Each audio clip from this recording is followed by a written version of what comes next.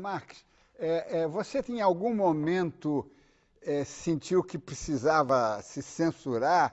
Ou melhor, você sentiu que na redação também algumas fotos que você mandou, digamos, foram descartadas porque eram chocantes demais, fortes demais? Como é que é essa sensação de que você é mandado para o exterior para ver tudo e, de repente, o que você vê sai pela metade, ou sai uma ínfima parte, ou sai apenas um detalhe que não era aquele que você queria ressaltar? Eu acho que, quanto a essa parte de censura, eu não enfrentei nada disso. Tudo que, que eu fiz, todo o trabalho que eu desenvolvi para o jornal, foi um trabalho de harmonia e de equipe. A gente sabia exatamente o que tinha que fazer e o perfil do jornal.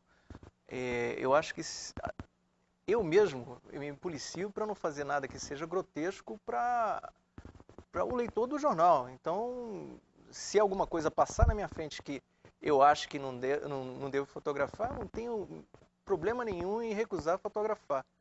E tudo que eu mando para o jornal tem uma discussão para saber o que vai ser publicado ou não. Então, censura não teve. O que a gente procurou ali, na verdade, foi dar foco para a cobertura. A cobertura começou com um desastre, onde tinha os resgates, depois passou para uma cobertura que era mais talvez personalizada. Por exemplo, eu fiz um personagem que era um menino de 10 anos. O nome dele era Jojo. Ele estava jogando bola quando o terremoto atingiu o Porto Príncipe. Ele foi jogado para o ar, depois para o chão, e quando ele foi atrás da casa dele, tinha acabado a casa dele. Perdeu o pai, a mãe e os irmãos desapareceram. Então, foi atrás desse tipo de história que eu fui na cobertura.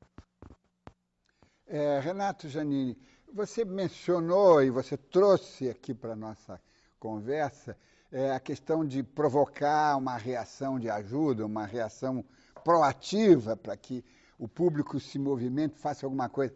Mas você não acha que também é importante fazer com que o homem contemporâneo, tão informado, seja mais sensível, deixe de ser tão apressado porque o que nós estamos vendo hoje é que o excesso da informação, de certa forma, cortou a possibilidade das pessoas se sensibilizarem, né? Elas rotinizaram absorveram muita tragédia e não reagem como talvez devessem diante de uma coisa tão grande como essa, né?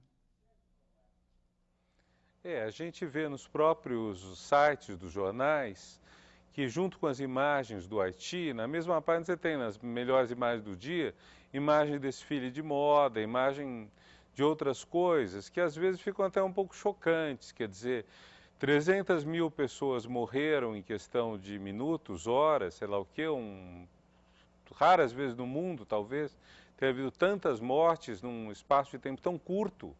E, no entanto, a vida continua, o que tem que continuar, mas há certas coisas que parecem levianas ou muito pequenas diante disso.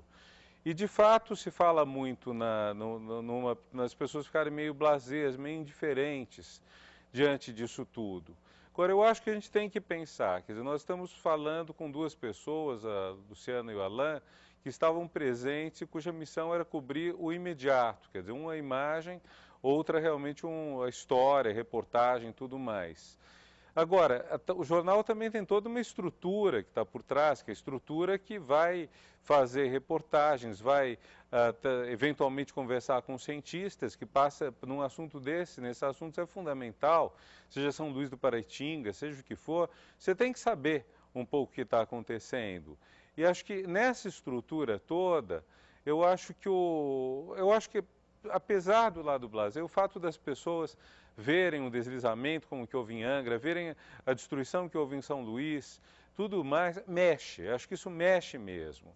O que me preocupa muito, academicamente, humanamente, é o que resta disso no dia seguinte. Quer dizer, no dia seguinte, o que acontece? Eu só tenho a imagem e levo um choque na hora e isso não resulta nada em minha vida, em minha ação, ou na vida e na ação das outras pessoas, ou isso mexe um pouco.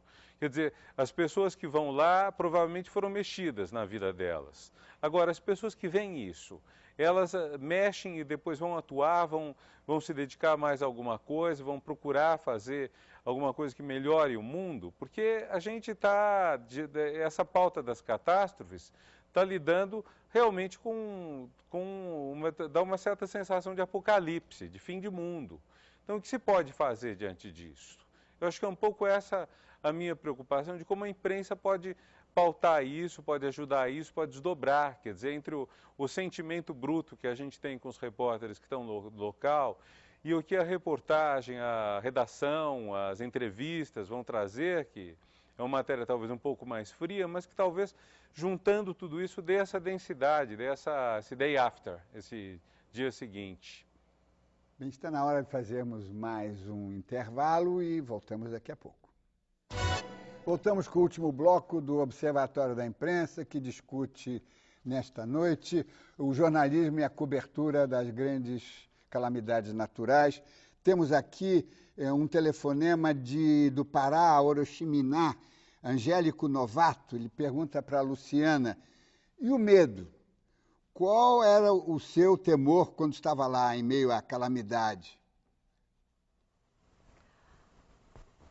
Não tive muito medo, não. Eu acho que tive um entusiasmo. O meu temor era realmente não conseguir dar conta da cobertura, mas eu tive um grande entusiasmo de estar lá e de participar dessa cobertura tão importante assim, para a minha carreira, para a minha vida. O Walter Alcântara, de São Paulo, pergunta para o Alan Marques, você poderia recusar o convite para ir? Você podia dizer, não, eu não estou preparado, eu não quero ir? Sim, podia sim. Tinha total liberdade para dizer não. É uma coisa que ninguém pode me forçar. A história do jornal é a história que permite... A minha história no jornal e a história do próprio jornal é de permitir toda a liberdade profissional. E só para completar a resposta que ela deu para o Angélico, lá tinha duas situações de segurança. Uma que era você sair com os soldados da ONU, que você ia de colete, de capacete, porque você acompanhava um exército invasor, digamos assim, né? Que é um exército estrangeiro, e outro que você ia sozinho. E, por incrível que pareça, sem capacete, sem colete, eu me senti mais seguro, porque eu tive mais proximidade com os haitianos. Aí a conversa era mais franca, sem ter o exército do lado e sem ter aquela placa de metal, que era uma coisa ostensiva e talvez ofensiva para o povo, né? Pelo nosso chat, uma pergunta do Kleber Nunes, de Recife, Pernambuco, para Renato Janine Ribeiro. Qual é o limite entre a cobertura ética de uma catástrofe e o sensacionalismo? O jornalista tem que dar o máximo e mostrar a dramaticidade, e isso, até quando isto é ético e até que momento isso passa a ser sensacionalismo?